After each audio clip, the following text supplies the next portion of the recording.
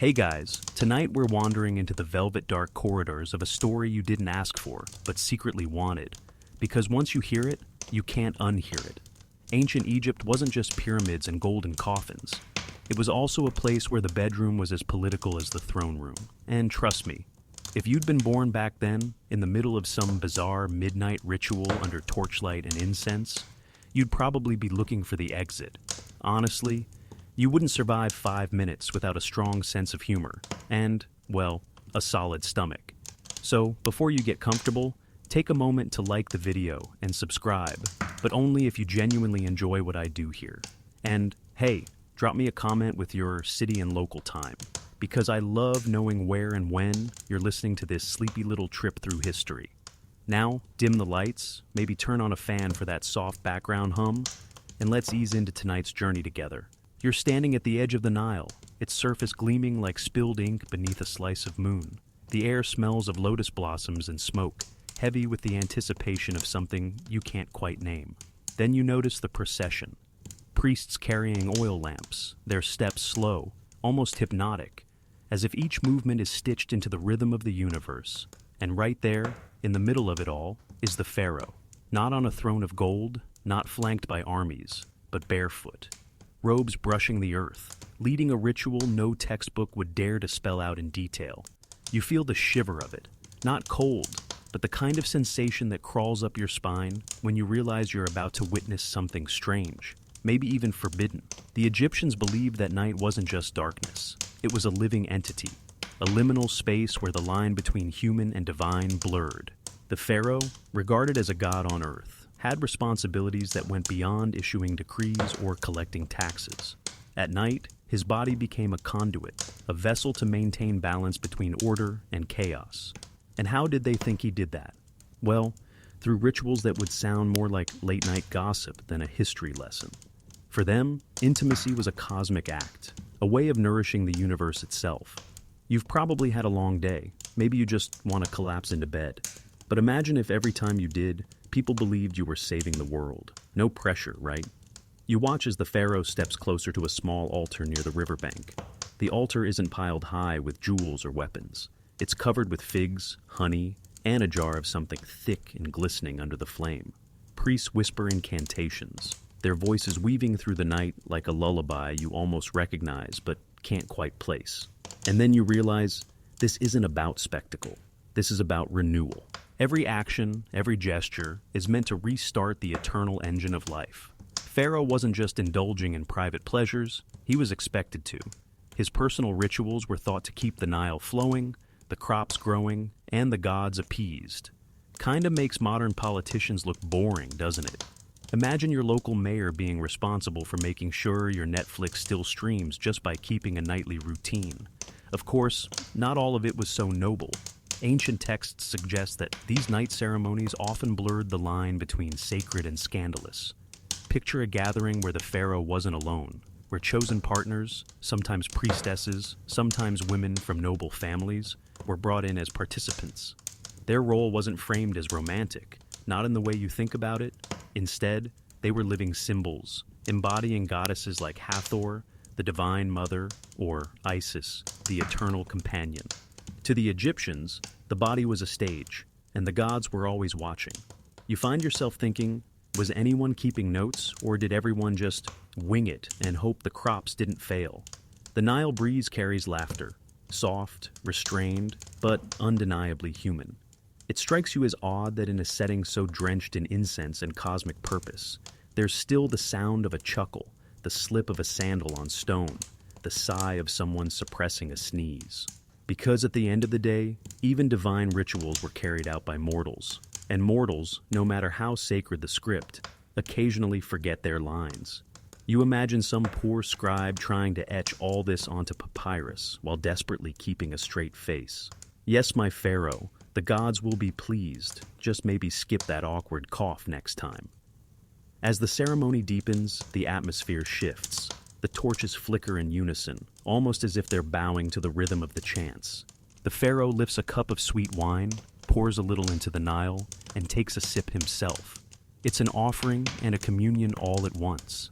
You notice the subtle trembling of his hand, not from fear, but from the weight of what this night means. He isn't just a man. He's the axis on which the whole kingdom spins, and you, lucky or unlucky, are right there, a silent witness. The thought crosses your mind. What happens if he decides to take a night off? Do the gods send an email reminder? The strangeness of it all settles into your bones. You realize that these bizarre practices weren't bizarre to them. They were survival. Without rituals, the Egyptians feared chaos would spill into their world, undoing everything. So, in their minds, better to keep the pharaoh busy at night than risk the collapse of creation itself. And here you are, centuries later, lying in your bed, listening to this story, realizing that what seems absurd was once the most serious business on earth. Somewhere between the faint hum of your fan and the image of a pharaoh tiptoeing barefoot under the stars, you start to feel the weight of history pressing softly against your eyelids. The priests close the ritual with a chant that stretches long and low, a sound that feels less like words and more like vibration. You feel it in your chest, steady, comforting, even as the imagery around you grows hazier. The pharaoh retreats into the shadows, and the procession dissolves, lanterns snuffing one by one until only the moon remains, bright and indifferent. And you're left with a curious thought. Maybe the most bizarre part of these ancient practices isn't what they did, but how much they believed it mattered.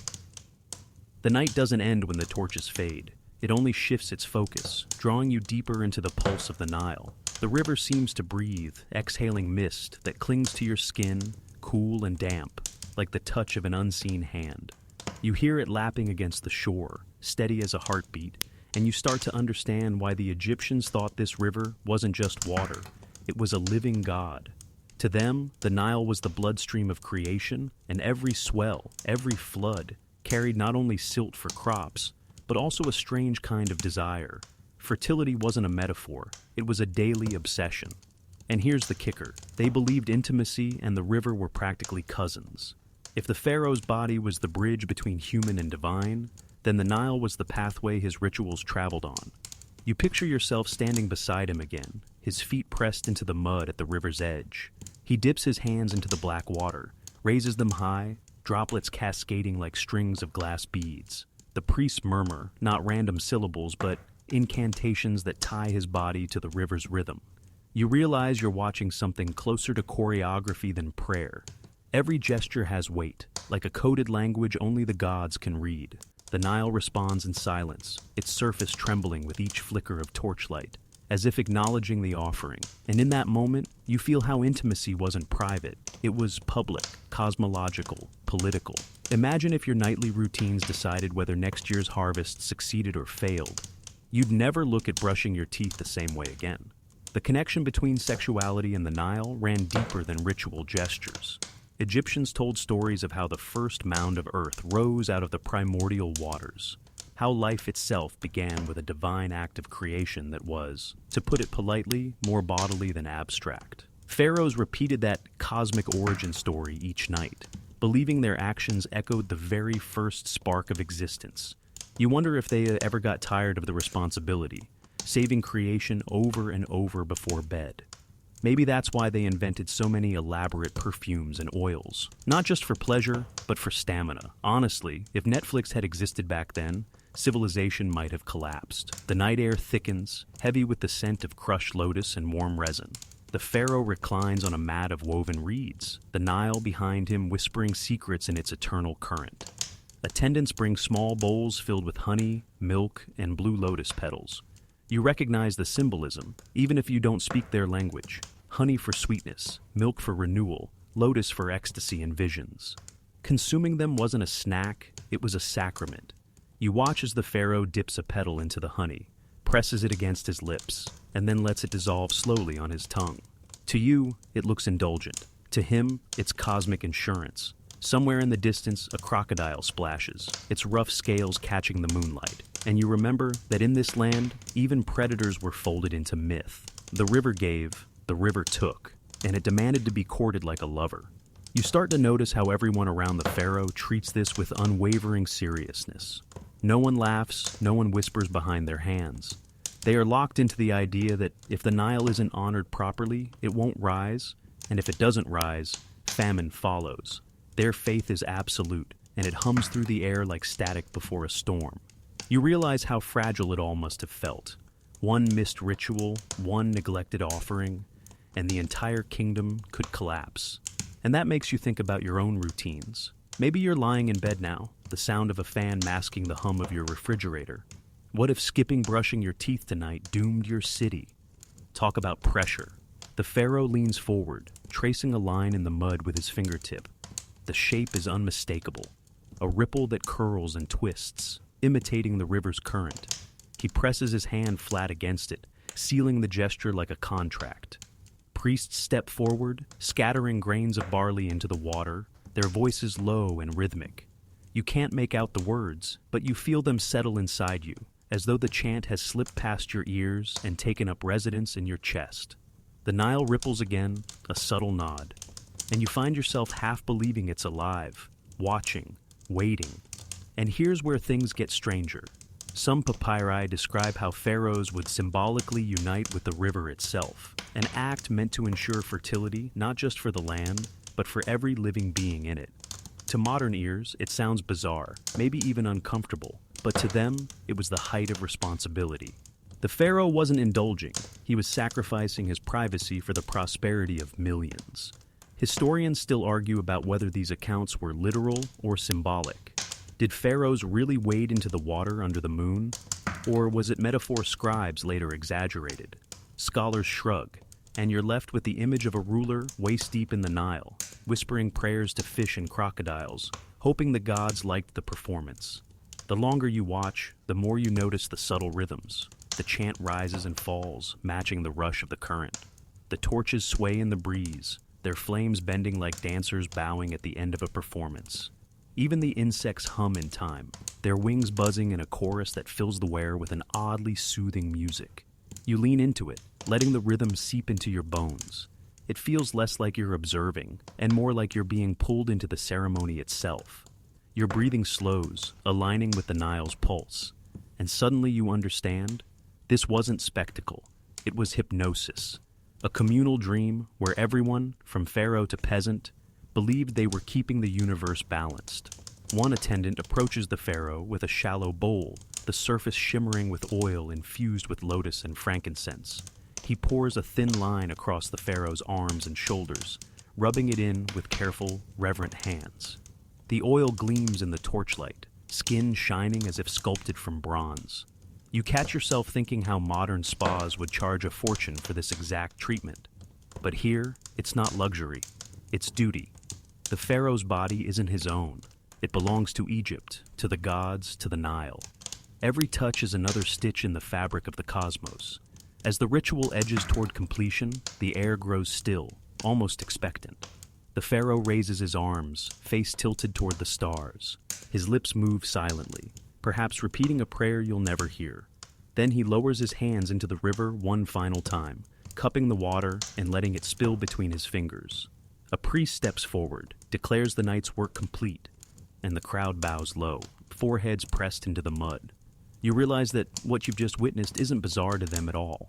It's life, it's survival, and for the pharaoh, it's a nightly routine. You linger by the riverbank a little longer, staring at the black water sliding past. Somewhere inside you, you sense the strange comfort of ritual, even one as alien as this.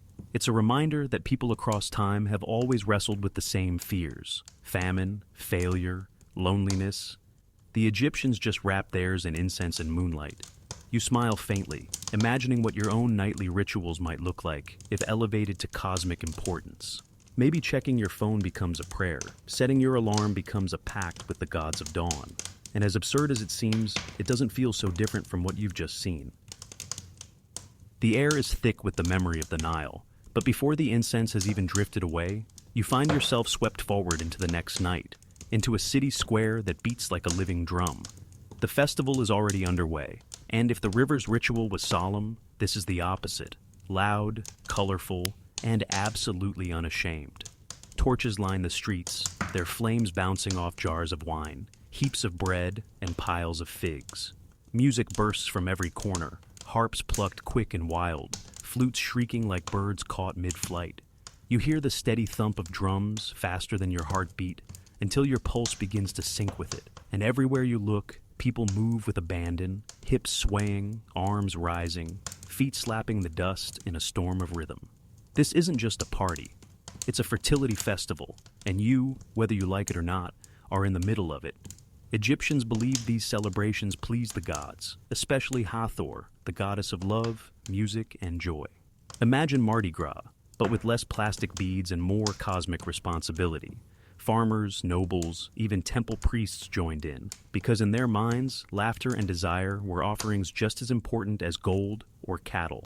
To deny yourself joy during these festivals was to insult the very forces of life. So, here you are, caught between dancers painted in ochre and women balancing jars of beer on their heads, all while singing songs so cheeky, you're glad no ancient scribe translated them word for word. The atmosphere is thick with wine, sweat, and perfume. Honestly, it smells like someone threw a college frat party inside a temple. You push through the crowd and notice a wooden stage erected near a statue of Min, the god of fertility. He's not exactly subtle, his image carved with exaggerated symbolism that leaves very little to the imagination. People cheer and throw flower petals at the statue, shouting prayers that blur the line between reverence and humor. You can't help but laugh under your breath. It feels like a cosmic inside joke you're suddenly in on. A young woman presses a lotus into your hand, sticky with honey, and tells you it's for luck. She doesn't wait for you to answer before spinning away into the crowd, her laughter trailing behind like ribbon in the air. The Pharaoh makes an appearance, of course. He doesn't arrive quietly. Trumpets announce him, and the crowd parts, bowing as he walks toward the statue. But here's the strange part. He doesn't act like the distant god king you've seen before. Tonight, he smiles. He joins the singing, lifts a cup of beer, and lets the foam spill down his chin without a trace of shame. You realize that this is the other side of the same coin. Where the Nile ritual was duty, the festival is release. Both serve the same purpose, to keep the gods happy and the land fertile. But one does it through whispered prayers, and the other through loud music and, let's be honest, a whole lot of questionable dancing. You catch glimpses of performers weaving through the crowd, dancers dressed as Hathor with golden cow horn headdresses, men painted in green to mimic Osiris, and musicians who don't seem to stop for breath. The rhythm is hypnotic, and before you realize it, your body sways along. Someone hands you a cup of sweet wine. It tastes like fermented honey mixed with fire, and suddenly the festival blurs around the edges. The noise grows softer, almost dreamlike, even though you know it's deafening. This is what the Egyptians believed, that the chaos of pleasure could dissolve the boundary between human and divine.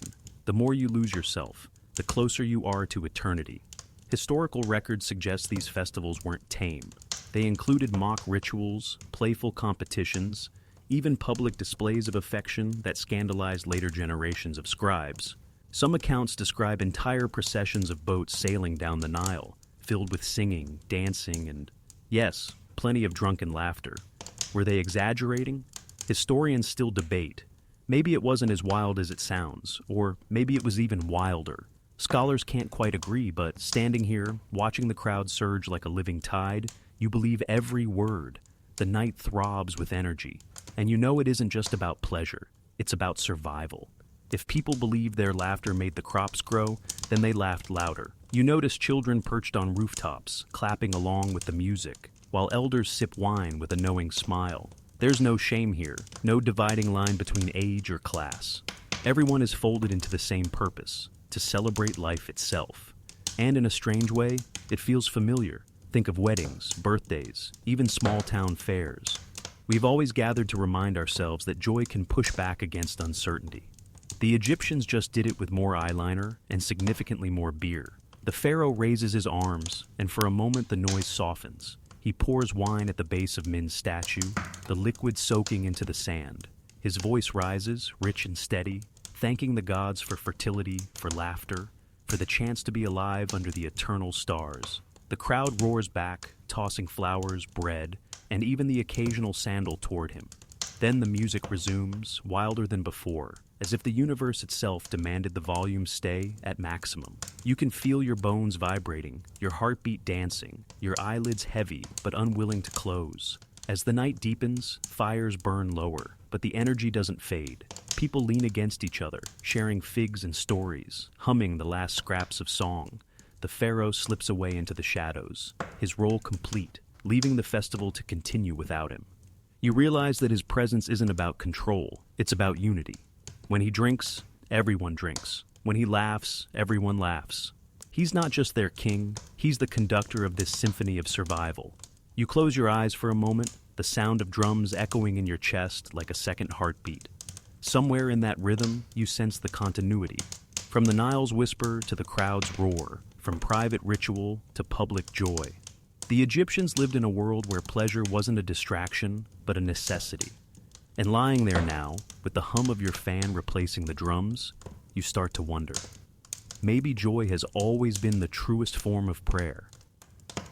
The festival's echoes still cling to your skin, but the drums fade into silence as you're drawn deeper into the temple precinct, where laughter is forbidden and every breath tastes of incense. Here, the world shrinks to shadows, flickering torchlight, and the slow shuffle of bare feet on stone. You follow the Pharaoh, though he doesn't look back. He knows you're there, or maybe he doesn't have to know. Maybe, in this place, every presence is already accounted for by the gods. The air feels heavier than before, as if the walls themselves are watching. You notice carvings of Hathor and Isis lining the corridor, their eyes wide, their smiles both tender and unsettling. The message is clear. This isn't about mortals anymore. It's about unions that blur the line between human and divine. The Pharaoh steps into a chamber that smells of roses and sandalwood, the kind of fragrance that clings to your lungs until you can't breathe anything else. Waiting there are women dressed as goddesses, their costumes glimmering with gold leaf and strands of turquoise. They are not mistresses in the way you might imagine. They are living avatars, chosen to embody Hathor's joy, Isis's devotion, and even Sekhmet's ferocity. Their role isn't personal, it's cosmic. When the Pharaoh touches them, he isn't touching flesh, he's touching divinity. You can almost hear the scribe's voice in your head, scratching onto papyrus. Through this union, the gods are pleased, the Nile is fed, and chaos is kept at bay. You wonder if the gods ever got tired of being pleased. One woman steps forward, her eyes lined in coal so dark it swallows the torchlight. She carries a small mirror of polished bronze. She holds it up, and for a moment, you see your own reflection staring back. Blurred, stretched, as though the mirror wants to remind you that mortals are always distorted copies of gods. She tilts the mirror toward the Pharaoh. He gazes into it, then into her eyes, and the ritual begins. You realize it's not about romance. It's a performance, precise and scripted, a reenactment of myths told for thousands of years.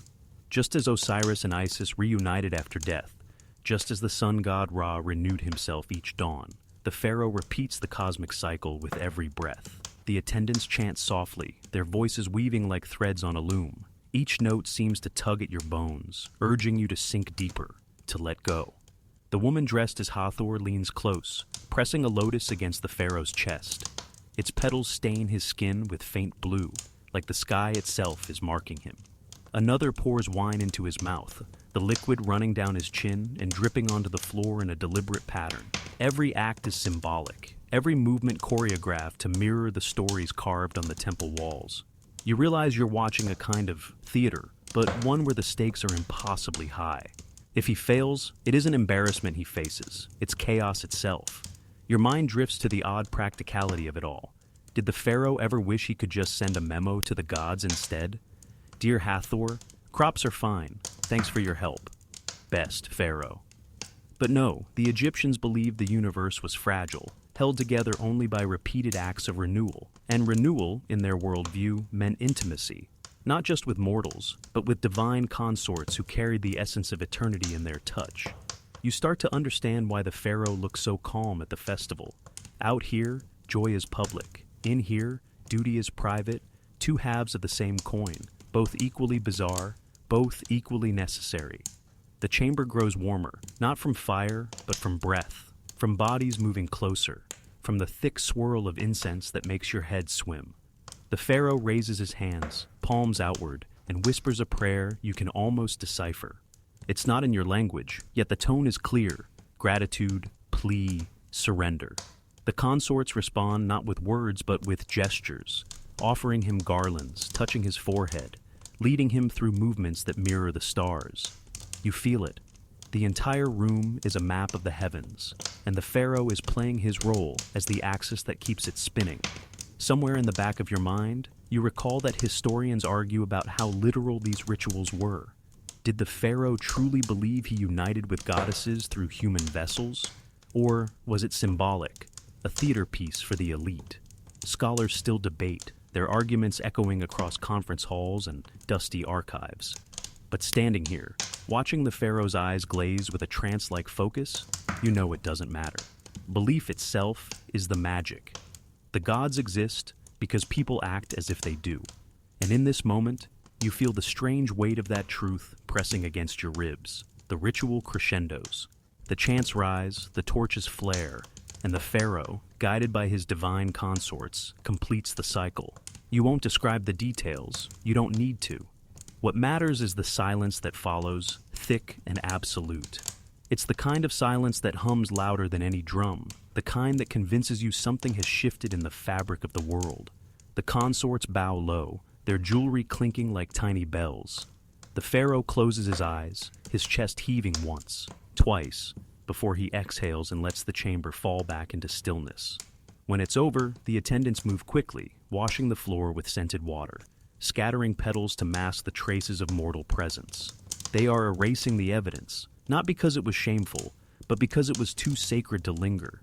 You realize that in this world, even the bizarre must be hidden, sealed away, so only the gods remember. The pharaoh leaves the chamber with slow, deliberate steps, and you follow, feeling the heat of the room fade from your skin like a dream slipping from memory. Outside, the night is cooler, and the stars stare down with indifferent brilliance. You think about the strangeness of it all. That kingship here meant being both man and god, both politician and performer, both lover and savior. And you know this is only the beginning. Egypt's rituals are a labyrinth, and you've just walked one turn. You follow the pharaoh out of the chamber, but instead of silence, you find yourself drifting toward the echo of instruments, soft harps, pipes, the faint beat of hand drums that sound like a heart somewhere deep beneath stone. The scent changes too, from heavy rose and sandalwood to the sharper tang of wine, sweat, and frankincense. You realize you're not in the solemn chamber anymore. You're in a space reserved for another kind of offering. This is where the temple performers live their paradox, half entertainers, half priests, their bodies tuned like instruments to serve both gods and king. They are waiting as if they knew you'd arrive, dancers draped in linen thin as mist, anklets chiming with every step, eyes painted wide to look like falcons. Their movements are small at first, barely sways, like the rustle of papyrus in a breeze. But then the drums pick up, faster, insistent, and their hips snap, their feet stamp, their arms slice the air with sudden precision. You watch as rhythm takes over, as the air itself seems to vibrate, and you feel it in your bones. It isn't performance for applause, it's performance for power. The Egyptians believed music and dance weren't just entertainment, they were spells. Every note was an offering, every step a bridge between mortal and divine. The pharaoh takes his seat, not a golden throne this time, but a low couch cushioned with woven reeds. He looks less like a king here, more like an audience member, caught in the pull of something bigger.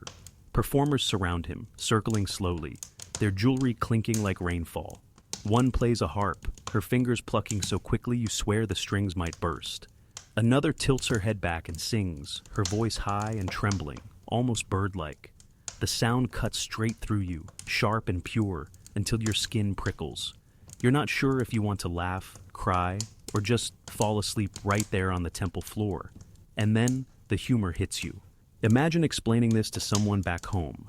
Yeah, so the pharaoh hired a team of professional dancers whose job was to keep the universe from collapsing. It sounds absurd, but here, it's perfectly logical. The Egyptians were convinced that beauty itself, movement, sound, grace, pleased the gods more than any sacrifice of blood. Why slaughter when you can sway your hips and shake a rattle until the cosmos hums in approval? Honestly, it feels healthier than most religions you've heard of.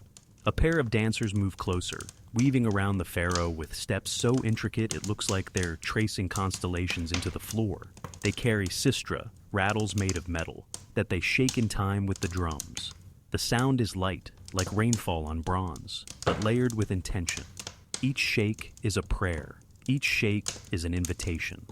The pharaoh leans back, eyes half-lidded, his body swaying with the rhythm. For a moment, he looks less like a ruler and more like a man being lulled to sleep by music too ancient for words. You almost envy him. The performance doesn't stop at dance. Some attendants bring trays of food, dates split open and stuffed with almonds, cups of sweet beer, bowls of figs dusted with cinnamon. The dancers feed him between movements, slipping fruit into his hand as if nourishment itself is part of the choreography. You wonder if the pharaoh ever got indigestion during these ceremonies. Oh, mighty Ra, forgive me. The figs were just too much tonight. The thought makes you stifle a laugh, but no one else is laughing. They are utterly serious, as though every date, every note, every sway of the ankle is what keeps the sun rising tomorrow. A story unfolds in their dance, though no words explain it. You recognize the myth from the carvings on the temple walls. Hathor's journey to find Ra, her laughter restoring his strength, her dance saving the world from endless darkness. The performers reenact it here, their bodies telling a story older than pyramids, and the pharaoh becomes part of the myth simply by watching. He doesn't clap, he doesn't cheer. He nods once, solemn, acknowledging that through their art, the gods have been invoked. You can't help but think of it as the world's oldest form of live theater, except the stakes here are creation itself. Historians debate whether these performers were temple priestesses, professional entertainers, or something in between. Some suggest they held immense spiritual authority, others that they were little more than glorified courtesans.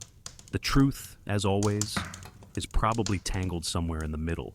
What you see makes you believe they were both, devoted servants and living symbols, embodying joy while carrying the burden of divine expectation. Scholars still scratch their heads, but you don't need their footnotes. You've seen it, felt it, heard the rattles in your chest. Whatever they were, they mattered.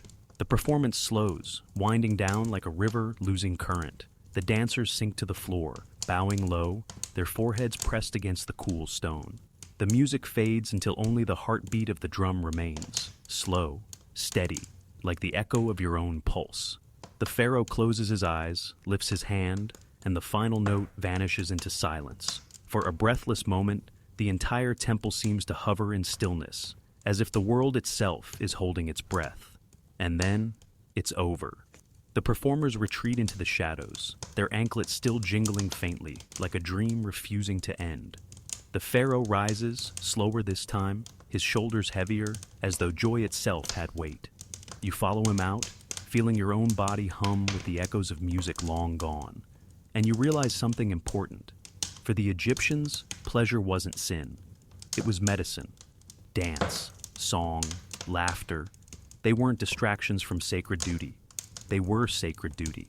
And if you let your eyelids droop right now, lulled by the phantom sound of rattles, you might just believe that too. You trail after the pharaoh again, this time down a passage that smells faintly damp, like clay jars kept too long in the cellar. The torches sputter, casting long shadows across shelves lined with alabaster pots, each sealed with wax and marked by ink hieroglyphs that look like secret codes. You realize you've stumbled into the royal cosmetic storehouse. Except, this isn't Sephora. It's more like a bizarre combination of pharmacy, alchemy lab, and comedy sketch gone wrong. An attendant lifts one jar with both hands, reverent as though holding a newborn. The wax is peeled back, and the smell hits you. Earthy, sharp, faintly fishy. The explanation comes almost casually. This is a cream, one said to keep skin supple and ward off the desert's burning sun. The main ingredient?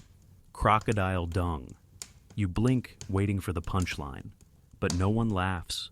The pharaoh himself dips 2 fingers in, smears a streak across his forearm, and nods like it's the most luxurious lotion ever invented. You can't help it. You chuckle. Imagine the royal pitch meeting. Your Majesty, what your pores really need is crocodile poop. Somewhere, an ancient marketing genius deserves applause. It's the kind of beauty trend that, if it appeared on Instagram today, would have at least 100 influencers swearing it changed their lives. And you'd believe them because, well, human vanity is timeless. The jars don't stop there. Another contains a blend of honey and natron, gritty and sweet-smelling, meant to exfoliate. Another, castor oil mixed with crushed malachite, the green mineral that glimmers like powdered emerald dust. That one is brushed delicately around the pharaoh's eyes, making him glow under torchlight with a kind of otherworldly glamour. It isn't just style, it's protection. The Egyptians believed malachite and galena shielded the eyes from disease and the glare of the sun. In a way, it's ancient SPF, though with a bit more glitter. And here's where the strangeness deepens. Some formulas are whispered to carry magical properties: fertility, longevity, divine favor. Dab on the right ointment, and suddenly your love life or political career could flourish. You can't decide if this is closer to modern aromatherapy or a medieval love potion. Either way, you're both impressed and unsettled. The pharaoh allows his attendants to smear more creams across his chest, his shoulders, even the soles of his feet. The smells mingle: sweet honey, pungent oils, that stubborn undertone of reptile waste. You wrinkle your nose, but strangely after a few minutes, the scents blend into something warm and earthy, almost comforting. Maybe your brain is adapting. Maybe you've lost your sense of smell. Either way, you stop resisting. What fascinates you most is how serious everyone is. There are no jokes here, no whispers of doubt. Each smear is an act of devotion, each blend a ritual. You remember how the Egyptians blurred the lines between medicine, magic, and cosmetics. Beauty wasn't vanity. It was holiness. To be smooth-skinned, radiant, perfumed, was to reflect the perfection of the gods. And if it took crocodile cream to get there, so be it. You picture the pharaoh later, stepping into court gleaming with mineral eyeliner, smelling faintly of honeyed dung. To his people, he would radiate divinity. To you, he might just look like a man who spent too long at a questionable spa. And yet, you can't deny the effect. The longer you watch, the more convincing it becomes. The pharaoh looks younger, stronger, as though the creams have seeped past his skin and into his aura. Maybe it's all in your head, or maybe they really knew something we've forgotten. Historians still argue about how much of this was science and how much was superstition. Some point out that crocodile dung contains ammonia, which might have antibacterial effects. Others dismiss it as pure ritual, a messy placebo wrapped in incense. The truth likely lies between, part accidental medicine, part religious symbolism. But as you stand here, inhaling the layered perfume of earth, mineral, and honey, you realize it doesn't matter. What mattered was belief, and belief itself had power. One attendant dabs a final bit of ointment onto the pharaoh's temples, murmuring words you don't catch. The pharaoh closes his eyes, exhales slowly, and seems lighter. His skin gleams under the torchlight, his posture straightens, and you feel the strange conviction that, yes, this ritual worked. Maybe not biologically, but spiritually, absolutely. And just when you're caught in the gravity of it all, your brain slips in a joke. Imagine trying to sell this as a modern product. New from ancient Lux, Croco Glow Cream. 100% natural, sustainably sourced from the Nile. You nearly laugh out loud, but you also kind of want to try it. The jars are sealed again, stored away in the shadowy shelves, as if the knowledge itself must be protected. The pharaoh stands, his skin shimmering faintly, his body humming with unseen energy. You follow him out, leaving behind the strange pharmacy, your mind buzzing with the mix of absurdity and reverence. And, as the heavy door closes, the scent clings to you. A reminder that beauty in this world was never just about looking good. It was about channeling the divine. And if that meant crocodile creams, well, you'd better hope the gods had a good sense of smell. You barely have time to shake the last whiff of crocodile cream from your nose before the corridor bends, and the light changes again. This time, it isn't torches alone. The chamber you step into is lit by a wash of golden oil lamps, their flames flickering against painted walls that show gods embracing humans. Women offering lotus flowers, men reclining on couches with wine cups raised. It's softer here, less about ceremony, more about invitation. You realize you've entered the realm of ritual seductions. The pharaoh pauses at the threshold, as if even he needs a breath before stepping in. Attendants arrange silken mats, scatter petals across the floor, and adjust the lamps so that shadows stretch just so. Every detail is deliberate: light, scent, sound. It's a stage for intimacy, but one steeped in symbolism. The Egyptians never drew a hard line between physical pleasure and spiritual duty. To them, desire was another current of life, one that flowed directly from the gods. A figure appears from the shadows, carrying a tray of lotus blossoms and small cups of wine. She moves slowly, each step a practiced rhythm, her eyes fixed not on the pharaoh, but on the ritual itself. She kneels, offers him the flowers, then pours the wine with both hands. The air smells of sweet fermentation and crushed petals, like a garden at dusk. The pharaoh accepts, sipping, his lips stained dark. You notice his attendants looking away, giving privacy without leaving. It's ceremonial voyeurism. They are there to witness, but not to intrude. You remember the stories. Pharaohs believed that union, physical, symbolic, or both, could renew cosmic order. The act wasn't just pleasure, it was magic. It echoed the myths of gods like Isis and Osiris, whose love and reunion restored life itself. The pharaoh wasn't simply indulging, he was reenacting the very fabric of creation. You think about how modern couples book spa weekends to rekindle romance. This is the same thing, just with more incense and a much higher budget. Soft music begins, a harp again, but slower now, like water dripping in a cavern. The performer drapes a garland of lotus around the pharaoh's neck, then begins to sway, her body bending like a reed in wind. The lotus itself carries layers of meaning: rebirth, purity, eroticism. Its scent, faintly sweet, is said to stir the senses, to open the heart. The pharaoh inhales deeply, his eyes hooded, his posture relaxing as though melting into the moment. You find yourself breathing deeper too, lulled by the atmosphere. The attendants aren't idle. They brush his shoulders with oils, rub his hands with perfumed resins, place rings on his fingers, as if dressing him not for battle or court, but for intimacy with the divine. You realize that this whole chamber is an engine for desire, tuned as finely as a temple. Everything, from the cushions beneath him to the pattern of lamps, is designed to blur body and spirit. And yet, humor slips through. You can't help but imagine a modern tourist stumbling in here. Oh look, it's the world's first love lounge. You'd be half right, but you'd miss the gravity, the conviction that what happens here isn't scandal, it's salvation. At one point, the pharaoh leans back and a hymn is sung softly, almost whispered. The words are half praise, half seduction, describing not just his body, but his divine essence. To call his skin golden, his eyes bright, his presence fertile, it's poetry, but also invocation. Words themselves are power, and these words are designed to arouse both flesh and cosmos. You realize the pharaoh isn't just being flattered. He's being transformed into a living vessel of divine desire. Scholars still argue over how literal these rituals were. Some suggest they were entirely symbolic, no physical consummation needed. Others whisper that intimacy did occur, performed not for personal pleasure, but as a sacred act to channel the gods. The evidence is murky, and debates run hot. But standing here, the air heavy with perfume and sighs, you understand why the lines blur. Maybe it didn't matter whether flesh touched flesh. The ritual itself was the union, the merging of mortal and divine in a chamber drenched with petals and song. The pharaoh closes his eyes, head tilted back, lotus blossoms resting against his chest. The performer bends low, her voice soft as she whispers lines you can't quite catch, though you know they're ancient, practiced, meant to stir the sleeping power inside him. You realize that this, too, is maintenance of the cosmos. Just as the dancers kept the world from unraveling with their joy, so too must desire be tended, honored, kept alive. For without it, life itself would falter. Your own eyelids feel heavy now, the sway of the harp like a lullaby, the scent of lotus almost drugging you. You imagine lying on one of the mats yourself, letting attendants drizzle oil across your arms, listening to the hum of hymns in the dim glow.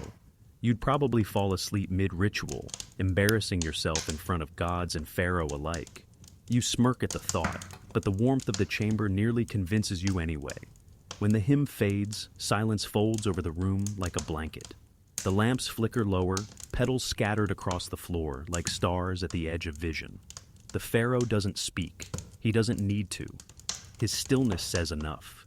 He has been renewed, woven back into the cosmic pattern by ritual seduction, by the perfume of flowers, by the brush of hands and the whisper of hymns. And as you step back, giving space, you realize, in Egypt, desire wasn't shame. It was sacred. And if you carry that thought with you into the quiet of the night, maybe you'll find comfort in knowing that even kings needed tenderness to keep the world alive. The chamber shifts again, as though the walls themselves have melted. You follow the pharaoh, but instead of perfumed lamps and scattered petals, you're met with carvings that blaze in torchlight, circles within circles, stars painted in gold, the endless sweep of the cosmos pressed into stone. You feel as though you've stepped inside the belly of the universe itself. This is not a place of creams or dancers. This is where symbols come alive. The pharaoh stops at the center, raising his eyes to a ceiling painted with Nut, the sky goddess. Her body stretched across the heavens like a protective arch. Her form glitters with stars, and for a dizzy second, you swear you see them twinkle. Here, every act, every ritual you've witnessed, the bathing, the music, the seductions, isn't random. It's choreography written by the cosmos. A priest steps forward, holding a staff tipped with the ankh, the loop of life. He gestures slowly, explaining, not to you directly, but to the pharaoh, though you can almost hear the words in your head. The ankh is not just a symbol, it is breath, pulse, renewal. To hold it is to cradle existence itself. When the pharaoh bathes, it is the Nile's renewal. When he eats dates in ritual, it is the earth's fertility. When he reclines in seduction, it is the union of gods who stitch the stars together. You shiver, realizing every indulgence is actually a cosmic metaphor in disguise. Take the lotus you smelled earlier. It isn't only a flower, it's the sun, rising fresh from the waters each morning, reborn again and again. The pharaoh inhaled it not just to enjoy its scent, but to embody the eternal cycle of dawn. Or the crocodile cream smeared across his chest. Comical to you, sacred to them. The crocodile wasn't just a beast, it was Sobek, god of strength and virility.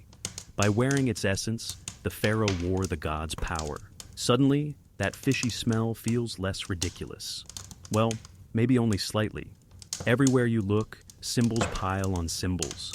The sistrum rattles from the dancers become the sound of Hathor's laughter, shaking joy back into the world. The wine isn't mere drink. It's the blood of Osiris, a sip of resurrection. Even the way lamps are placed, 4 corners, circling one flame in the middle, mimics the balance of earth and sky, the eternal order called Ma'at. You realize nothing in Egypt was ever just what it seemed. A jar of oil was eternity in liquid form. A kiss was creation repeating itself. The pharaoh listens without interruption, nodding slowly, his hand tracing the air in shapes you almost recognize. Circles, spirals, crossing lines. His entire body becomes a diagram, his posture aligning with constellations above.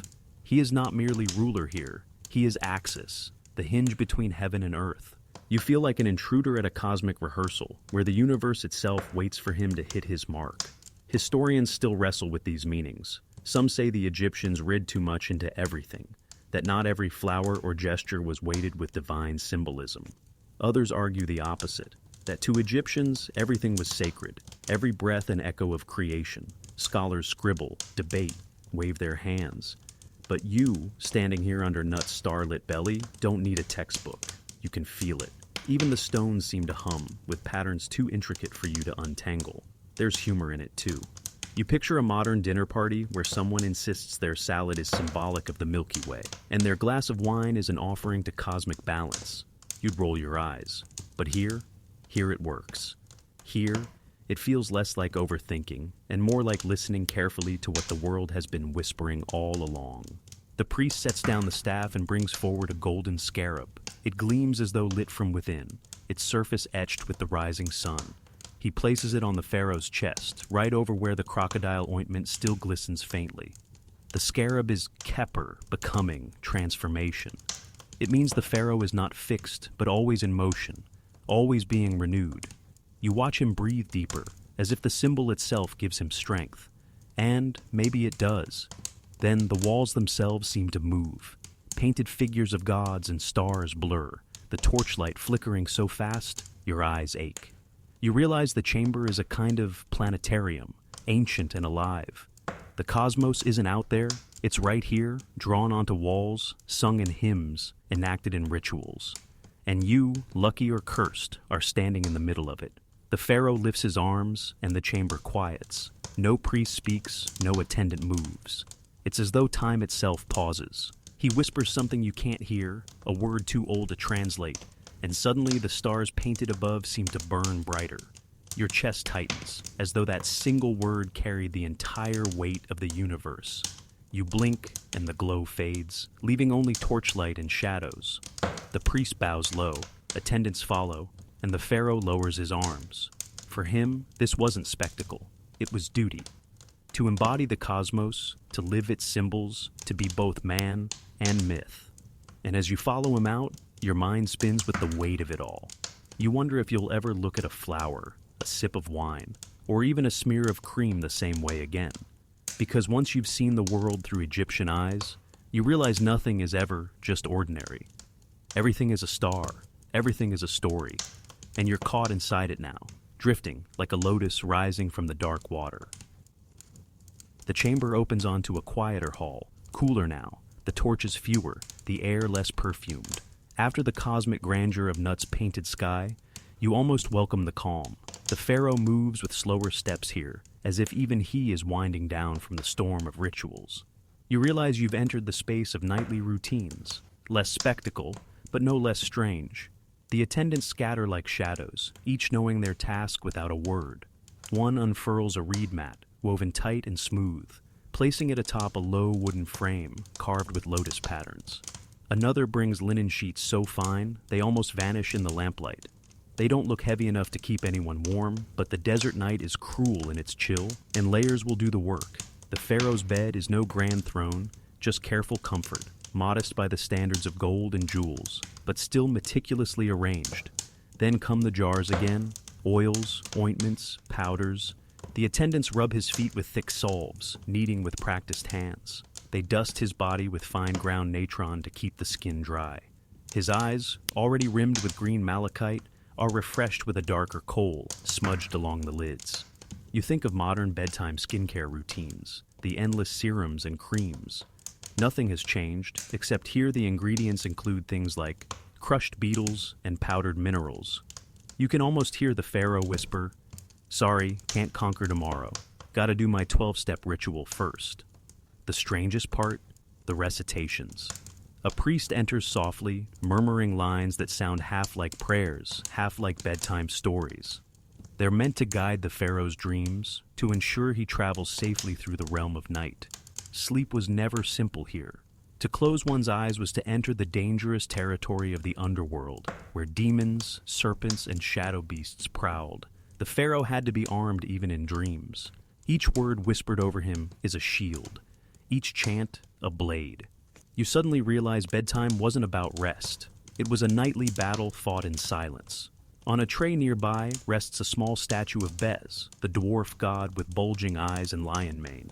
Comical at first glance, even cute, but his job is deadly serious, to protect against nightmares, evil spirits, and snakes that slither in the dark. The statue is placed at the pharaoh's head, watching, grimacing at whatever might dare creep in.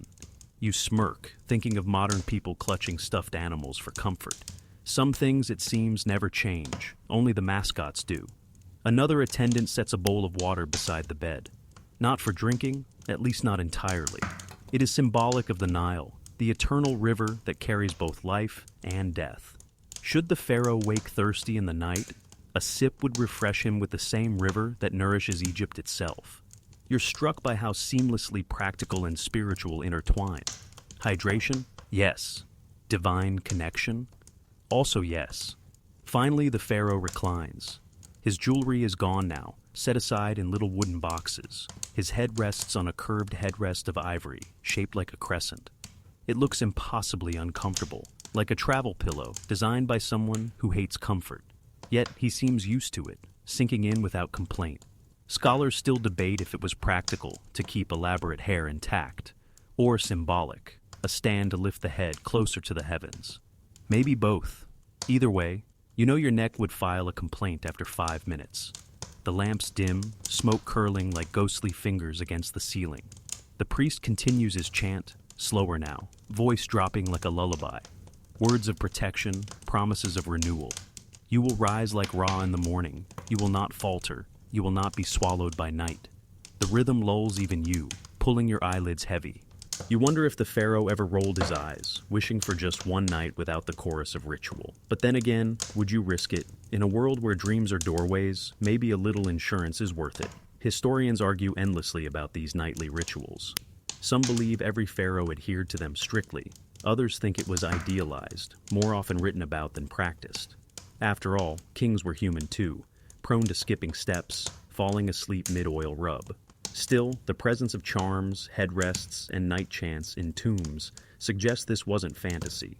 It was routine, sacred, necessary, and deeply human.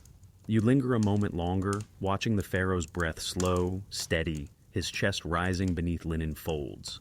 The chamber hums with quiet power, as though sleep itself has been transformed into ceremony.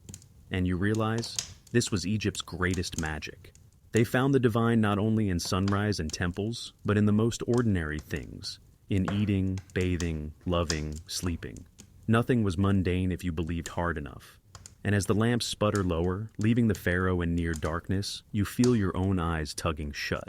Perhaps you've been drawn into the same protective spell, lulled by chants that cross centuries. Perhaps you too are guarded by Bez, ridiculous yet fierce, as you drift into the soft dark. The chamber fades to black, but you don't leave. Instead, you're drawn deeper, as though sleep itself has tugged you along behind the pharaoh. You realize you're not in the temple corridors anymore. You're in the shifting landscape of dreams, the realm Egyptians believed was as real and treacherous as waking life. The pharaoh lies still on his linen bed, yet around him the air shimmers. Images rise like smoke, a falcon circling, a river flooding its banks, a woman's hand outstretched with a lotus. None of this is random. To the Egyptians, dreams weren't just leftover thoughts. They were dispatches from the gods. Every symbol mattered, every flicker of image a possible prophecy. A scribe sits nearby with a wax tablet ready. He isn't sleeping tonight. His role is to listen, to catch muttered words, to record visions the pharaoh might speak aloud in half-sleep. Some rulers even trained themselves to talk their dreams, giving clues to attendants who would decode them by morning. Imagine that. You're snoring mixed with sacred prophecy. If only your modern alarm clock treated your dreams with such reverence.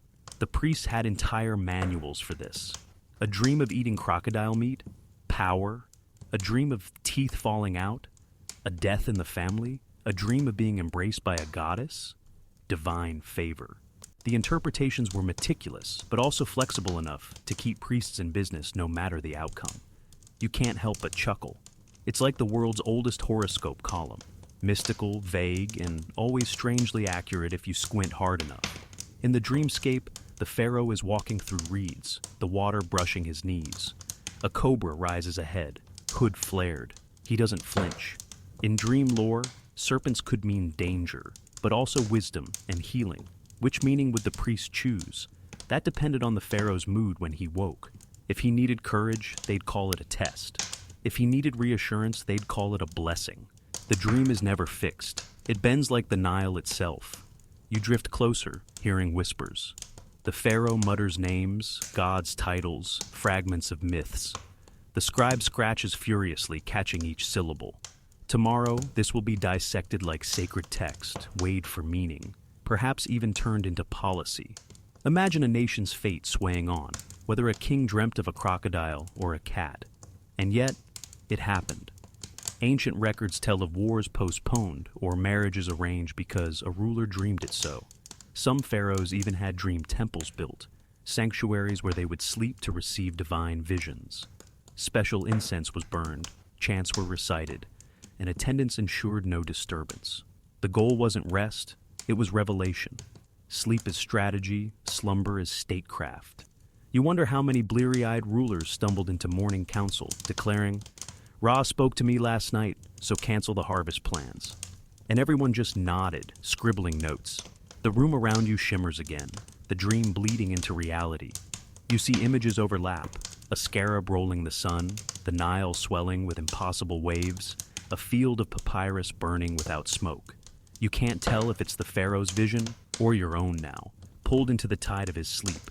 You remind yourself this is exactly what the Egyptians believed, that dreams were collective spaces, porous and shared. You are inside his mind, or maybe his mind is inside you.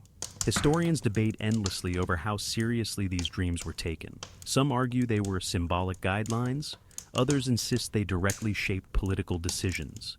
The evidence is scattered, stone stelae describing a dream in which the god promised victory, papyri filled with lists of omens. The truth probably lies in both. Dreams mattered when convenient, ignored when not. Still, the effort spent cataloging them suggests they carried real weight. You feel yourself swaying, half caught in the rhythm of the Pharaoh's breath, half pulled into the river of images. A falcon dives, talons outstretched, and suddenly you're awake again, standing by the bed. The lamps still flicker, the Pharaoh sleeps, brow furrowed, lips moving silently. The scribe still scribbles, the priest still chants protective verses. And you realize this too is Egypt's genius, turning the fragile, absurd theater of dreams into a cosmic script. Where others might laugh at teeth falling out, they built destiny from it. Where others dismiss shadows of sleep, they saw maps of eternity. You lean against the wall, eyelids heavy, wondering what your own dreams tonight might mean. Probably not cosmic prophecy, maybe just echoes of crocodile cream and rattling sistra. But here, in this world, even that would count as sacred. You blink, and the walls seem to ripple, as if the very limestone has turned fluid, like the Nile at high tide. You're no longer in the Pharaoh's bedchamber, but swept into a hall lined with lotus columns, their capitals painted blue and gold. The air is thick with incense, resinous, sharp, the kind that clings to your throat and makes you feel a little lightheaded. And here, under this haze, a new kind of ritual begins, one the Egyptians considered essential for bridging the human body with the divine mind, fertility rites. It isn't just about planting crops or producing heirs, though those mattered. It's about aligning with the rhythms of the cosmos. The Egyptians saw sex and fertility as mirrors of creation itself. Every touch was a reenactment of the gods shaping the world from chaos. The joining of two bodies could echo the union of sky goddess Nut and earth god Geb, whose embrace birthed the sun and stars. And in this sacred hall, the Pharaoh isn't just a man. He's a stand-in for the entire cosmos, reenacting those mythic unions so the world doesn't fall apart. Priests chant in the background, their voices low and rolling like far-off thunder. The Pharaoh lifts a goblet of beer, pours a libation to Osiris, and a hush spreads through the chamber. This isn't a feast. It's choreography, almost theatrical. Every sip, every step has meaning, and you, standing there as a silent observer, can feel the tension in the air, like watching a stage performance where the actors believe their roles are real. In one corner, a group of women swirl in circular dances, their anklets rattling in time with drums. The Egyptians believed circles mirrored eternity, and so they moved in endless loops, imitating the sun's cycle. Their arms reach outward, palms upturned, as if gathering invisible blessings from the gods. The movement is mesmerizing, like watching fireflies flicker in the dark. Then there's the moment you can't look away from, a symbolic offering of seed and soil. A priest carries a basket of grain, while another pours milk into a shallow dish. Together they stir, murmuring prayers, until the mixture forms a pale paste. This paste is smeared onto statues of fertility deities, a gesture both shocking and oddly tender. To the Egyptians, it wasn't crude. It was an invocation of life itself. Now, here's where it gets bizarre by your standards, but perfectly normal to theirs. Some fertility rites involved sacred animals, bulls, cows, and even fish. No, not in ways you're imagining. The animals were paraded, touched, and blessed, their bodies seen as vessels of potency. The Apis bull, for instance, was so revered that its mere presence was considered a guarantee of abundant harvests. People would cheer, throw flowers, and even faint at the sight of it, convinced that the bull carried divine energy. You chuckle quietly, thinking it sounds suspiciously like a rock concert, minus the electric guitars. As the drums quicken, you notice the Pharaoh step forward. He doesn't need to act with wild abandon. His authority lies in his stillness. A high priestess approaches, veiled in linen so sheer it seems spun from moonlight. She represents Hathor, goddess of love and joy. Their meeting isn't hidden in shadows, but performed openly as part of the rite. Whether it was fully enacted or merely symbolic, historians still debate. Some records hint at elaborate performances, others suggest metaphor only. But you see how the crowd leans in, breathless, hanging on the gesture, the glance, the illusion of divine consummation. The music rises to a frenzy, then stops. Silence. For a heartbeat, even the torches seem to freeze. Then the priest declares the rite fulfilled, the union complete, the gods appeased. Cheers erupt, people toss petals into the air, and the pharaoh stands tall, haloed in torchlight, more a deity than a man. And you realize the brilliance of it. These fertility rites weren't just ceremonies, they were stagecraft, blending belief and spectacle until no one could tell the difference. Politics and religion fused in a single, breathtaking performance. It's as if Broadway musicals had the power to change the weather. You catch yourself smiling, because for all the incense and solemn chants, there's a current of joy here too. Children laugh, lovers steal glances, musicians sneak flourishes into their songs. Fertility wasn't a shameful secret. It was celebrated as the pulse of life itself. The Egyptians truly believed these rites kept the Nile flowing, the crops growing, the sun rising. Without them, the world could unravel. And maybe that's why you feel goosebumps. You're standing in the middle of their most urgent hope, watching humans try to seduce the cosmos into kindness. The petals are still drifting when the scene shifts again. The sound of drums fades into something quieter, low growls, hisses, the rustling of feathers. You turn your head and realize the hall is no longer filled with dancers and priests, but with painted beasts looming from the walls. Crocodiles, lions, cobras, ibises, cats. They watch you with eyes that gleam in the torchlight. And you understand. You've stepped into the world of animal symbolism, the Egyptians' language for everything primal, including desire. The first to catch your gaze is the bull, painted massive, muscular, its horns curved like crescent moons. In Egypt, the bull wasn't just livestock. It was raw virility, a living battery of power. Pharaohs sometimes compared themselves to bulls in battle and in bed, symbols of unstoppable force. You can almost hear the crowd chanting, "Mighty Bull of his mother," one of the titles carved on temple walls. Subtle? Not at all. Effective? Very. You imagine it's the ancient equivalent of a sports star flexing for the camera. Nearby slinks the cat, sleek and watchful. Egyptians adored cats, but they weren't just cuddly companions. They embodied sensuality, grace, and, thanks to the goddess Bastet, feminine allure.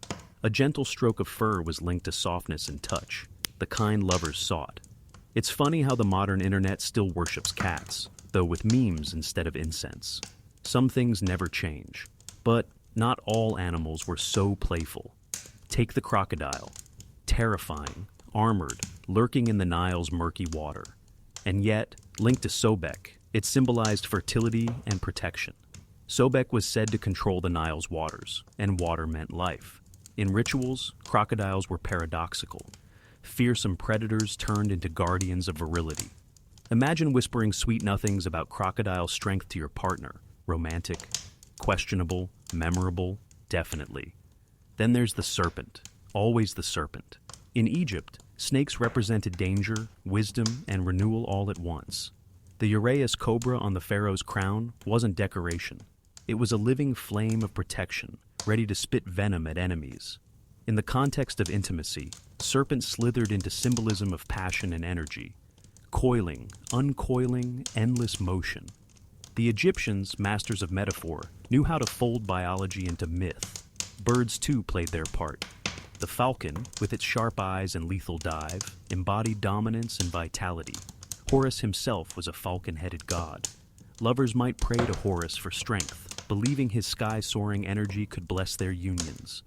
Doves, meanwhile, represented gentleness and harmony, balancing the fierce symbols. Together, the aviary became a language of love, as nuanced as poetry. And then, of course, the scarab beetle. Yes, the humble dung beetle rolling its little ball. Hardly romantic, right? But to Egyptians, it symbolized transformation, rebirth, and the rising sun. The beetle became a potent amulet, sometimes carved with suggestive inscriptions hinting at fertility. Imagine gifting someone a scarab charm. as an ancient version of saying, "You make my world go round." Awkward? Sure. Sweet? In its own strange way. Historians still debate how literally these symbols were applied in daily intimacy. Some argue they were strictly religious, others suspect they bled into personal rituals. Either way, the art and objects survive. Amulets shaped like lions, necklaces with serpents, charms of bulls and cats. They weren't just decoration, they were insurance policies, quiet prayers carved in stone and worn against the skin. You pause in the painted chamber, realizing how Egyptians stitched their entire animal kingdom into a code for human longing. To them, the wild wasn't separate from the bedroom or the temple. It was all one continuous thread. And maybe that's the lesson you carry. When they thought of passion, they thought of falcons and crocodiles and cats, forces greater than themselves, channeled into their most human of acts. The torch flickers. The animals seem to breathe. And you wonder, if your own modern world still borrows symbols, roses, hearts, even emojis, are you really that different? The Egyptians just had better style. The animals blink out, as if retreating into the painted stone, and the chamber reshapes itself again. Now you're surrounded by shelves, endless rows of jars sealed with wax, bowls of powder, bundles of dried herbs hanging from rafters. The air is pungent, layered with scents. Honey, cedar, bitter resin, and something musky that makes your nose twitch. You've stepped into the laboratory of the Egyptians, where passion wasn't left to chance. It was brewed. A priest in a leopard skin sash grinds ingredients on a stone mortar, his movements steady as a heartbeat. What's he making? A potion, of course. An elixir to enhance desire, strength, or maybe fertility. The Egyptians believed the right mix of plants, minerals, and animal parts could tip the scales of intimacy. And unlike modern miracle supplements you see online, these concoctions were taken very seriously, written on papyri as carefully as laws. One recipe calls for honey blended with dates and figs, rolled into sticky balls. Sweet, nutritious, and, according to belief, capable of stoking the inner fire. Another suggests powdered lotus seeds steeped in wine, the blue lotus itself being a potent symbol of intoxication and ecstasy. Some historians argue the plant had mild psychoactive effects, heightening euphoria. You can imagine lovers slipping into a lotus haze, eyes glazed, giggling at shadows. Ancient Egypt's version of a party drug. Of course, not all ingredients were quite so pleasant. Crocodile fat, lizard tails, even ground-up dung found their way into recipes. Before you recoil, remember, to them, these weren't grotesque. They were powerful essences, carriers of divine vitality. If a crocodile could survive the Nile's perils, why not borrow its strength? And if dung beetles rolled the sun each morning, why not trust their humble magic? You can't help but smirk. It's the oldest sales pitch in the world. This bizarre ingredient will change your love life. Some potions weren't ingested but applied, rubbed on the body, painted on amulets, or even burned as incense to awaken the senses. Oils of myrrh and cinnamon were especially popular, their scents lingering on skin like invisible jewelry. Cleopatra herself was rumored to drench sails in perfume so strong that entire harbors smelled her arrival before her ship appeared. If that isn't marketing, nothing is. Not every potion was about attraction. Some were defensive, concoctions to ward off rivals or cool unwanted passion. A jealous queen might slip a rival concubine, a draft designed to dull her charms. Others believed in binding spells, mixtures whispered over with chance to ensure fidelity. Imagine swallowing a drink and wondering, is this wine, or is it insurance against straying eyes?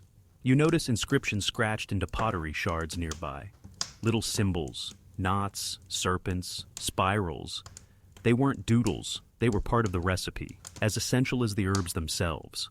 Words carried weight. To chant while stirring was to infuse the potion with power. Silence would make it inert.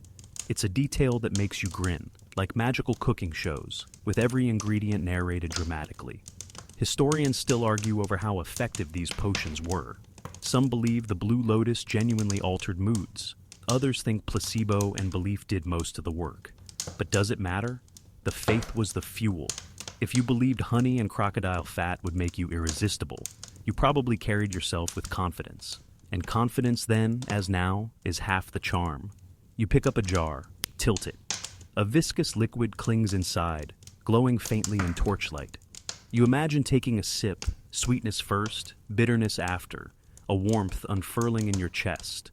For a moment, you feel the tug of the ritual, the hum of belief wrapping around you like silk. Potions were never just about taste. They were about turning the body into a vessel for divine fire. The priest sets aside his mortar, mutters a prayer to Hathor, and places the finished potion on an altar. Somewhere in the palace, a pharaoh will soon drink it, believing it will make him both a god in bed and a father to nations. Whether or not it works, the faith is intoxicating enough. And you wonder, if someone offered you a vial tonight, honey, lotus, a dash of crocodile, you'd hesitate, wouldn't you? But the Egyptians wouldn't blink.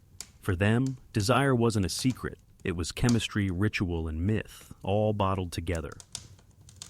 The jars dissolve into smoke, and when it clears, you find yourself in a courtyard lit by moonlight.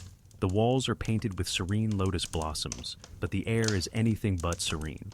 Whispers dart around like insects. Servants hurry with lowered eyes. Musicians strum nervously.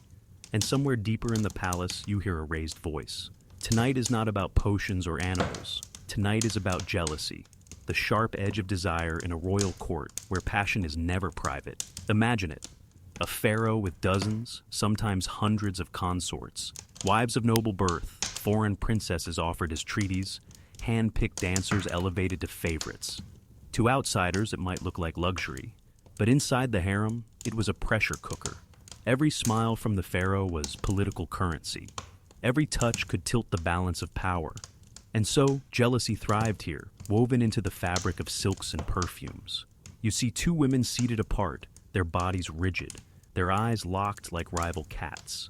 One has a necklace heavy with gold falcons, the other holds a lotus blossom, fresh and fragrant. Each knows the pharaoh glanced their way during the festival earlier, and each is certain she is his true chosen. Historians still debate how much influence these women had, but records tell of plots, poisons, and whispered accusations, jealousy weaponized into survival. One story lingers in your ear. A queen so enraged at her rival that she brewed a potion meant to dull her beauty. Whether it worked or not, no one can say, but the rival was soon dismissed from the palace, exiled to a remote villa. Coincidence? Maybe. Or maybe it was the perfect blend of chemistry and envy. You think about it with a wry smile. Even in ancient times, people couldn't resist sabotaging each other's love lives. Some things, unfortunately, are timeless. Even pharaohs themselves weren't immune. A king might favor one woman too openly, sparking resentment from others. Jealousy could spill beyond the harem, influencing ministers, priests, even armies. If a foreign princess felt neglected, her father might consider breaking an alliance. Suddenly, a lover's quarrel became an international crisis. You realize with a shiver, pillow talk could decide the fate of nations. The moonlight brightens, and you notice a guard stationed near a hidden doorway. Behind it lies the private chamber of the royal wives, a place where jealousy festered unseen. Some women embroidered charms to bind the pharaoh's affection. Others muttered curses under their breath. Archaeologists have even found small figurines stabbed with pins tucked under floorboards. Primitive voodoo, perhaps, fueled by envy. You can almost feel the heat of their frustration, trapped within stone walls. And yet, jealousy wasn't always destructive. Sometimes it sparked creativity. Poets in the harem wrote verses dripping with longing and spite, their lines preserved on fragments of papyrus. One poem speaks of a woman raging that her rival's perfume lingers on the pharaoh's skin. Another curses the moon for shining on a rival's face. These verses, raw and vivid, reveal emotions as human as any modern diary entry. Historians argue whether the harem was more a prison or a palace. To some, it was gilded confinement, where women were kept under watch.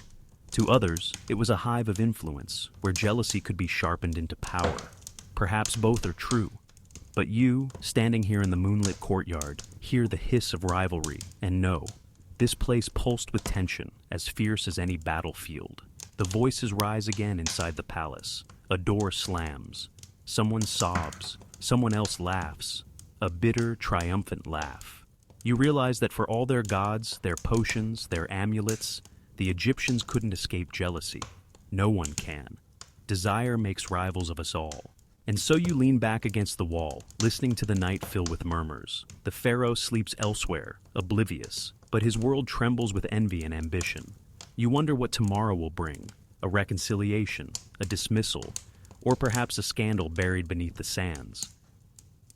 The jealous whispers die away, and in their place rises a silence thick as sand. You feel the air cool, the torches dim, and suddenly you're standing in a chamber, not alive with dancers or rivals, but still as a tomb.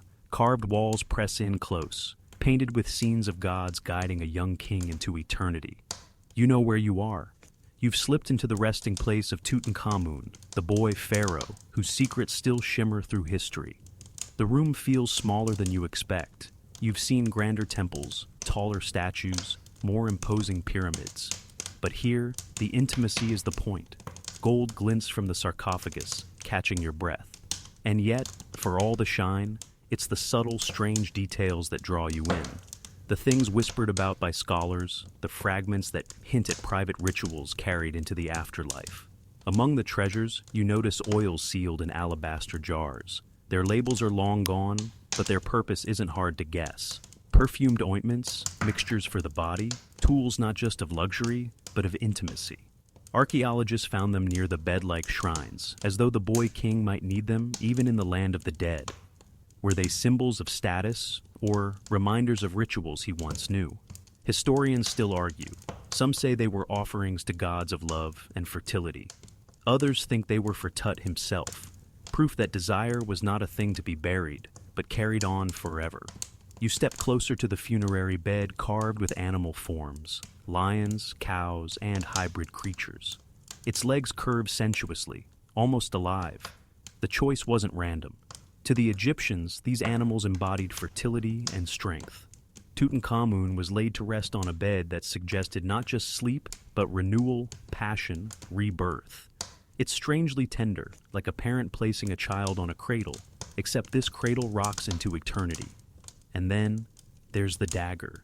You've heard about it, crafted not from earthly metal, but meteorite iron, a blade from the stars. Found near his body, it glimmers faintly in the lamplight.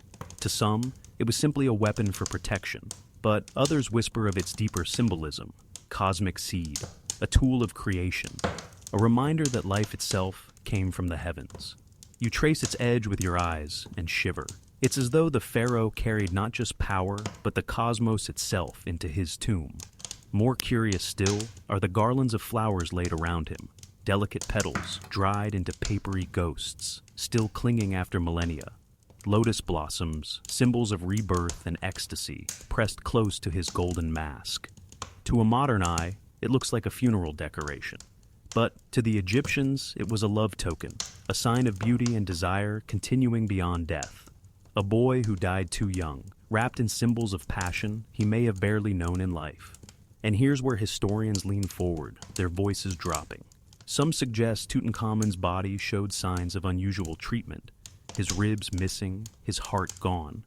Was it an accident of preservation, a fire in the tomb? Or was there a ritualistic reason, tied to beliefs about the body and desire?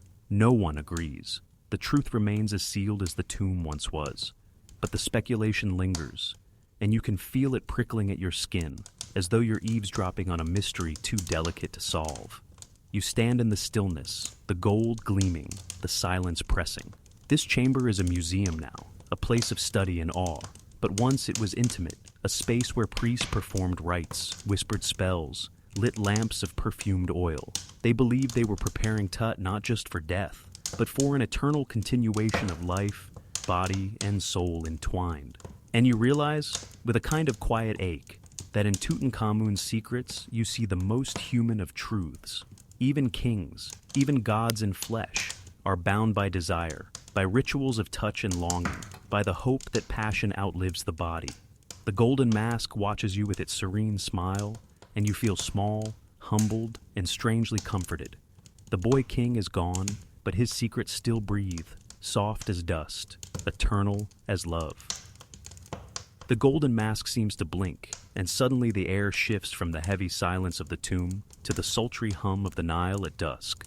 Torches flicker on palace balconies, perfume smoke curls from censers, and the murmur of foreign tongues drifts across the courtyard. You've left the boy king's resting place and stepped into the living presence of Egypt's most famous queen, Cleopatra. She enters like a storm wrapped in silk, every gesture deliberate, every glance calculated. Cleopatra knew that power wasn't just decreed, it was performed.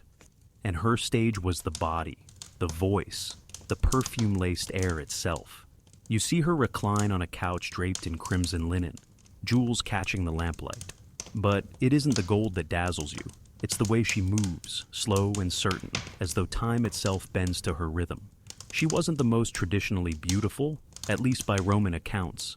Yet she held Julius Caesar, and later Mark Antony, in thrall. How?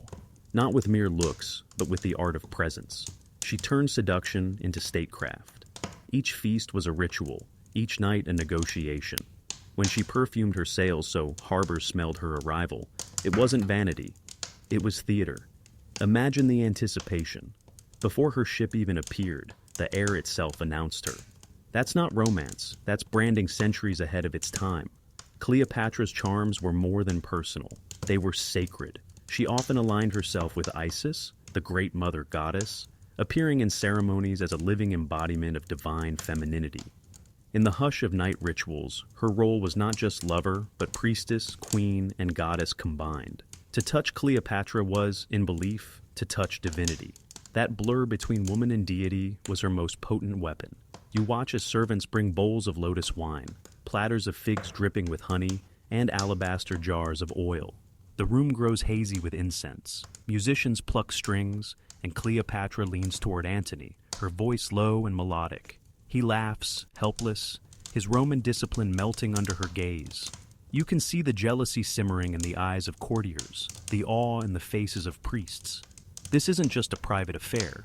It's Egypt bending Rome to its will, one stolen breath at a time. But behind the silk and music lies strategy. Cleopatra bore Caesar a son, cementing her claim to divine lineage. Later, her children with Antony were paraded as symbols of unity between East and West. Her love life wasn't gossip, it was politics inked on the body. And yet, historians still argue, was she manipulator or true lover? A schemer weaving empires, or a woman caught in tides larger than herself? Maybe she was both, perfectly balanced, like the cobra poised on her crown. Rumors abound, even centuries later, that she mixed aphrodisiac potions from exotic spices, that her voice was like music wrapped in honey, that she bathed in milk not for cleanliness, but to keep her skin luminous under torchlight. Are these truths, or just legends gilded by time?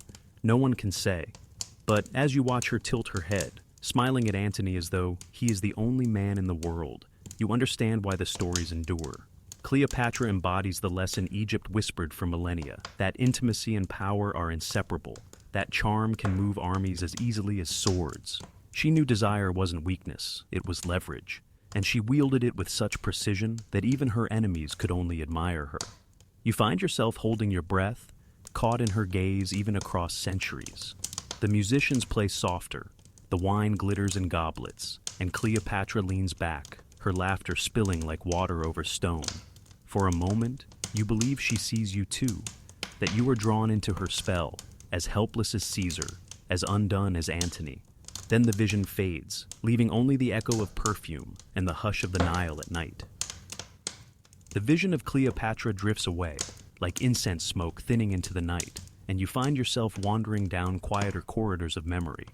The torches dim, the palace dissolves, and in its place, you step into a more secretive chamber of Egyptian life, one rarely discussed, whispered only in the margins of papyri, and in carvings too delicate to survive unbroken. Here, gender itself was not a fixed stone, but more like the shifting sands of the desert, reshaped by wind and tide. You glance around and notice the walls painted with figures that blur expectation. Pharaohs in women's gowns, queens holding crooks and flails, gods with the heads of both male and female animals. It dawns on you that in Egypt, identity was fluid long before the modern world gave it a name. The line between masculine and feminine was less a wall and more a river, winding, overlapping, shimmering in moonlight. Take Hatshepsut, for example. Technically a queen, but she chose to reign as Pharaoh, donning the false beard and striding across reliefs with the bearing of a king. Was it disguise or a declaration that power itself transcends gender. You imagine her preparing for a ritual, the beard carefully tied, her robes adjusted to project both strength and divinity. The court must have whispered, but the monuments show something different. Respect carved in stone. And then there was Akhenaten, the heretic king who worshipped the sun disk Aten. His statues show elongated limbs, rounded hips, almost androgynous forms. Some scholars argue it was a medical condition. Others think it was deliberate. A blending of male and female meant to embody the completeness of divinity. To rule not as man or woman, but as a being beyond those boundaries. You can't help but smirk. Imagine the palace gossip. Is he sick or just redefining fashion again? In their temples, the gods mirrored this fluidity. The Nile itself was imagined both as father and mother, giver and sustainer. Osiris and Isis, though distinct, often exchanged attributes in rituals, sharing roles as nurturer and protector. Even the god Hapi, symbol of the Nile flood, was depicted with both a beard and rounded breasts, a visual shorthand for fertility that transcended categories. It seems the ancients understood what modern debates still circle around. Identity is vast, slippery, and sometimes best captured in paradox. You picture a priest standing at the temple's edge, addressing initiates. His words are soft, deliberate. The soul does not wear garments of man or woman. It is both. It is neither.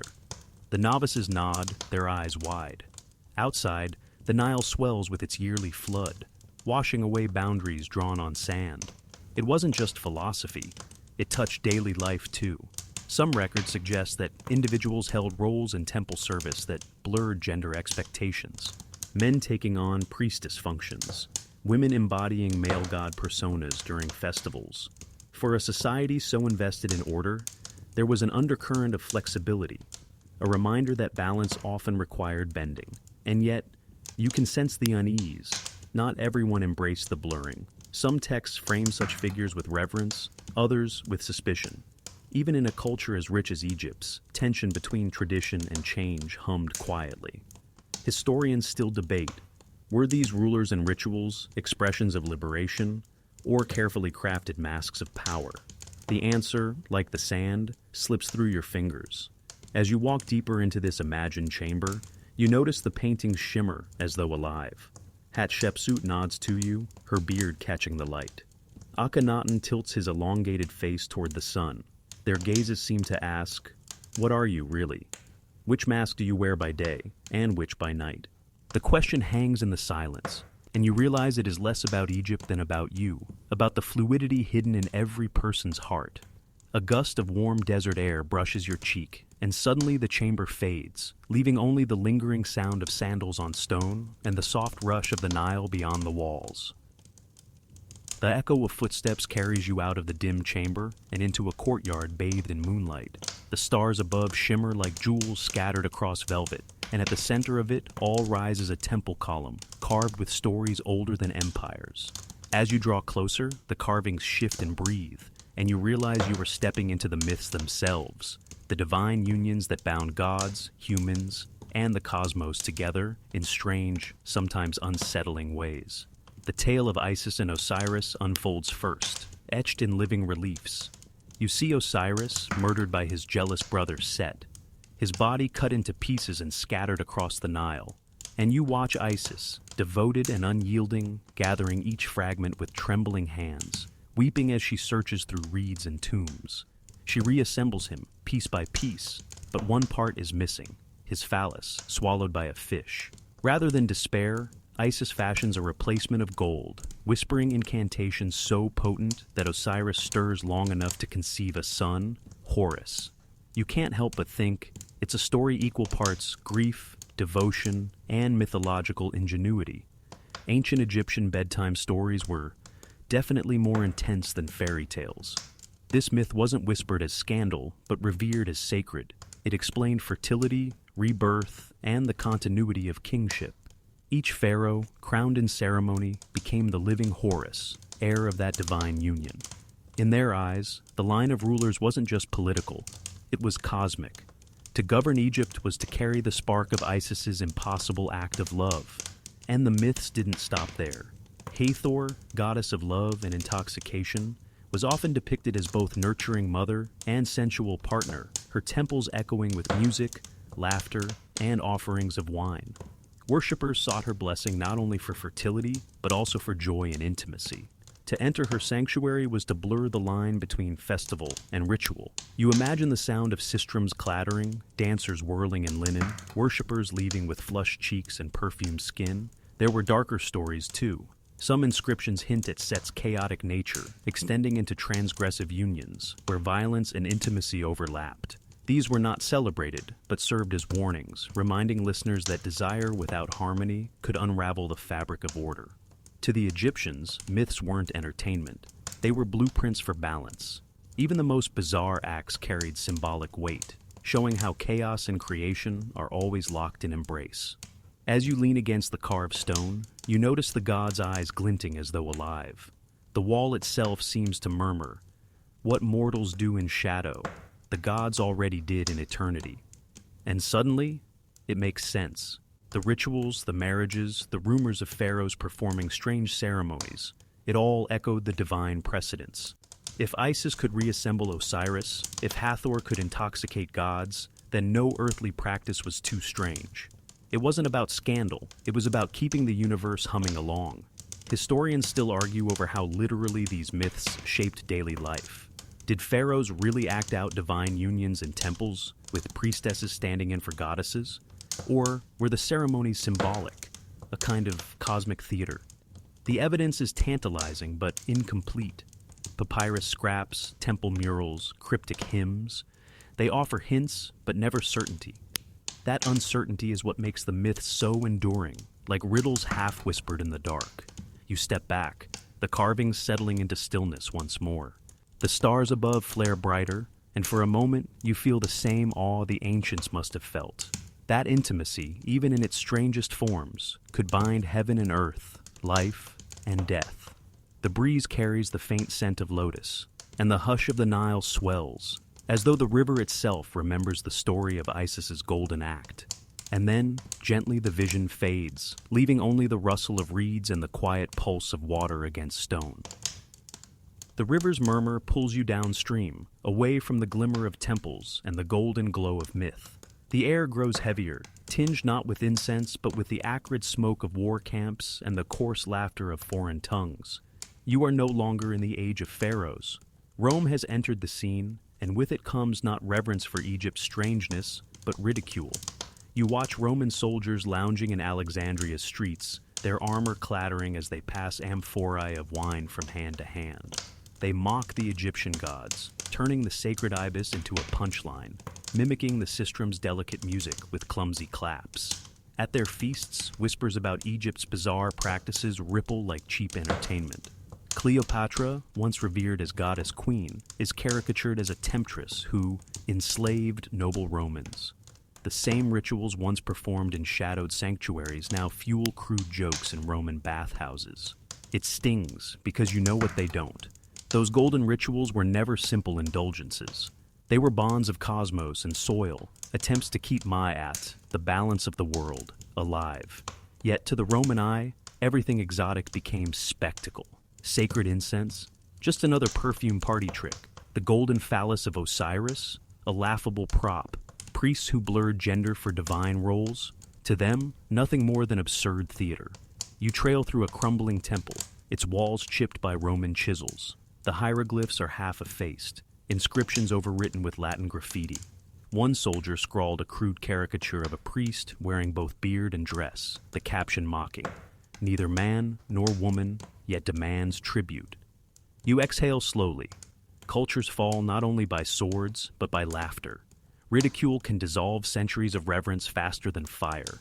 And yet, not every Roman voice sneered. Some were captivated, bewitched even, though they'd never admitted openly. Poets hinted at Egypt's mysteries, too intoxicating to dismiss entirely. Merchants carried back stories of perfume rituals, of queens who sailed rivers scented with cinnamon. Even as senators mocked Cleopatra, their households imported Egyptian oils and amulets, proof that mockery often masks desire. Still, the balance tipped. With Augustus's victory at Actium, Egypt ceased to be the master of its image. No longer did the Nile dictate rhythm, the empire did. Temples to Isis appeared in Rome, yes, but stripped of their deeper meanings, refashioned into curiosities to amuse the urban crowd. It was as if Egypt's wisdom was devoured and spat back out, transformed into stage tricks for foreign audiences. You linger at the edge of a ruined shrine, the moonlight catching broken statues.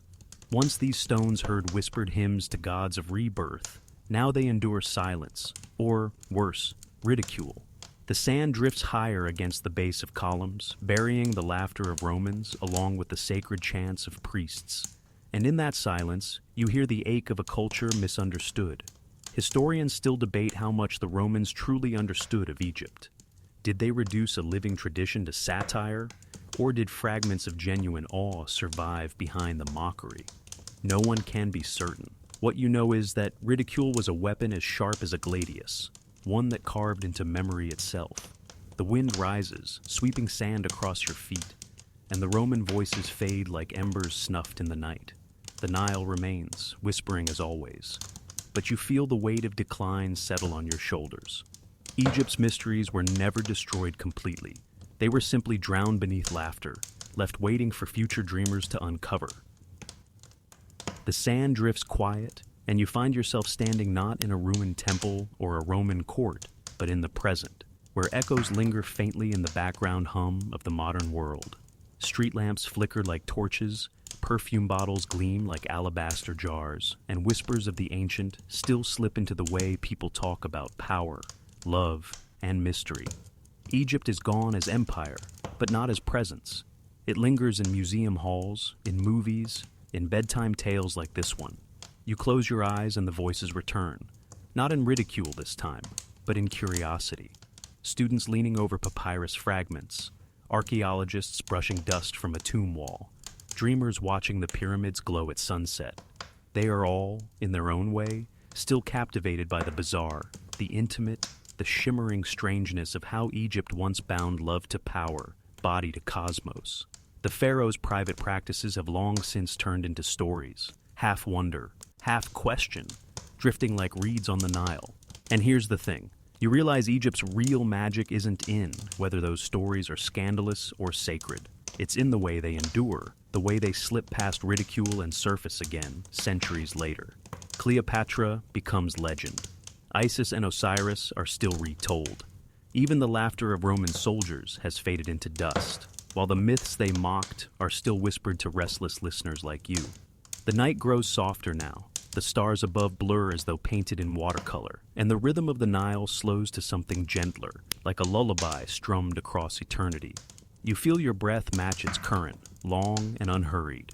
The images fade, golden masks, torches, perfume sails, and in their place is only a warmth, like linen sheets on a cool night, like a fan's hum in the corner of your room. You hear yourself smile at the absurdity of it all. Crocodile dung as sunscreen, golden phalluses carved for gods.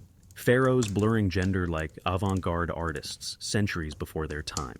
The jokes practically write themselves, and yet, the more you laugh, the more you feel the tenderness beneath it all, that humans, then as now, reached for something beyond themselves in the strangest of ways. The historians will keep arguing, of course. Was it real ritual, or myth dressed as memory? Was Cleopatra seductress or strategist?